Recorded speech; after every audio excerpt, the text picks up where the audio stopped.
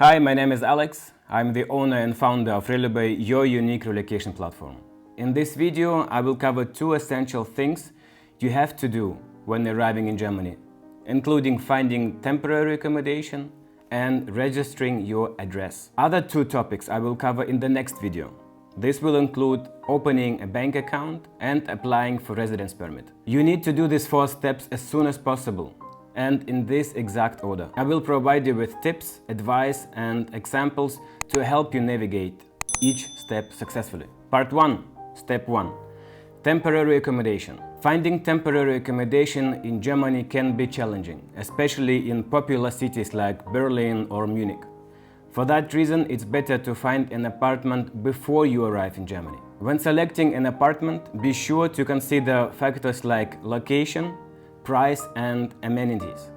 Serviced apartments like The Flag and iApartment are popular options as they offer flexible leases and all-inclusive amenities like housekeeping and laundry services. But they are more expensive compared to traditional apartments. These options are great if you are new in the city and would like to get to know it better and live in different parts of that city. If you were renting traditional accommodation, you would have to rent it for at least 3 months or longer depending on the contract and make a deposit of 2 to 3 months of rent. It is important to know that you must have accommodation when applying for work visa. For the German government, it is essential to know where you live, and it doesn't matter if in serviced apartments. You can just as well move in with your family or friends in the city of your destination, but be aware that you only can apply for residence permit in the city of your accommodation. Step 2. Address registration. In Germany, it is mandatory to register your address with a local city council within 14 days of arrival. This is called Anmeldung and can be done at the Bürgeramt, that is, citizen's office. Each city has its own citizen's office. Bigger cities like Frankfurt have even 10. You can choose any of them. Look online for appointments and take the soonest as possible. Often you can go there also without an appointment, but then you would have to wait. I would always prefer the appointment. Well, maybe I'm too German because Germans love appointments. At the appointment, you have to present first, each family member, also children. Second, passport of each family member. Third, Wohnungsgeberbescheinigung. Such a beautiful word. That is certificate of accommodation. It can be downloaded online at the Citizens Office website. Your accommodation provider has to fill it out with details about all your family members, sign it and hand it out to you as an original. Number 4. Documents regarding your family status. If you are married but your spouse is not in Germany with you, you still must present your original marriage certificate and provide an apostille.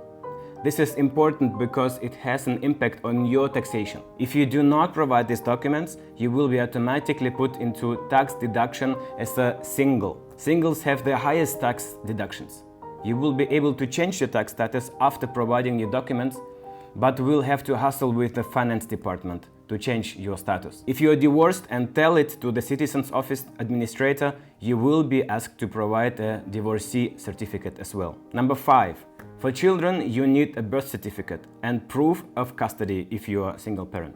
All documents must be original, but bring also copies with you because some offices are not in the flow of the digitalization. When you register your address, you will receive a Meldebescheinigung, which confirms your registration and is required for many official processes, such as opening a bank account, applying for residence permit, or enrolling in a university. One more important thing. During the registration, you will be asked about your religious denomination.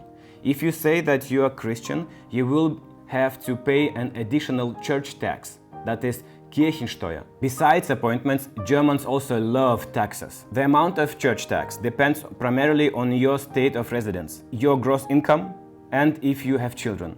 The higher gross salary, the higher the church tax.